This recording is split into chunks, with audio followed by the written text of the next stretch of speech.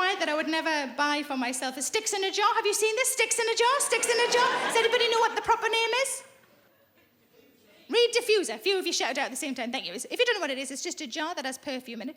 And the reeds or the sticks carry the perfume up, make the room smell nice. I didn't know any of this when this was given to me as a present. It reminded me quite a lot of the incense sticks that my friend had when I visited her at university. So I nearly lit the fucking thing.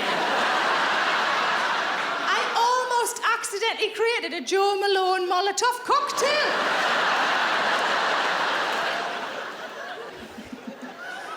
Quite a few girly things I can't really partake in.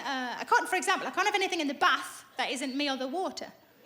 Can't have bath bombs, bath oil, bubble bath, bath salt, kind of any of those things. If I have any of those things, it makes down there raw. I mean both spellings, like R-A-W, sort of red and angry and shiny, and also just no.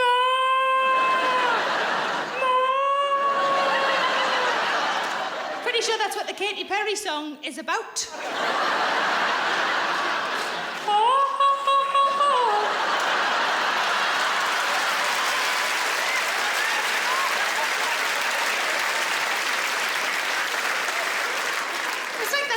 Joke, you know that old pub joke, you'll know this. Two monkeys in the bath, one of them goes, hoo, hoo, hoo, hoo, and the other one goes, oh, sorry, I forgot you had a really sensitive vagina. Do you know that one?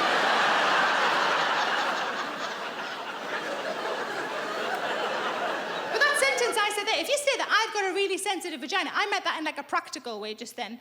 But you could also say that at kind of sexy time, couldn't you? You've got to be careful of those sentences that on paper look like the same thing. Here's another one, got to be careful. I'm not wearing any knickers. Because I've got a touch of thrush and I'm trying to get a bit of air round.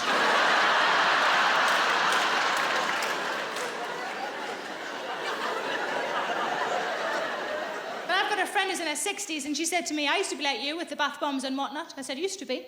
What's changed? She said, oh, well, when you get to my age, you can have whatever you like in the bath because it's all dead down there. That is a small upside to a big downside, isn't it? I have no feeling whatsoever in my vagina, but finally I get to go to Lush. A long time ago, I was reading one of those books. You know those books that are ostensibly a romance, but have a couple of pages of filth in the middle, a smashing? I was reading one of those, and on one of the pages of filth, the lady of the book poured some champagne on herself. And the man of the book drank the champagne off her. And me and my boyfriend at the time, this is 20 years ago, we decided we were going to have a go at this. We couldn't afford champagne, so we bought some Lambrusco. And I had forgot that the lady in the book was lying flat. I was sitting upright, just poured it on, it ran straight in. Smarted like a motherfucker.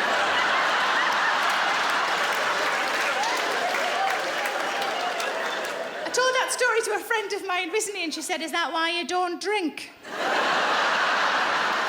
No, not once when somebody's asked me why don't I drink have I answered because it hurts me fanny. Ah, you're doing it wrong then. You don't have to take the cork out like that. It was a screw cap. Imagine the skills I need for a screw cap.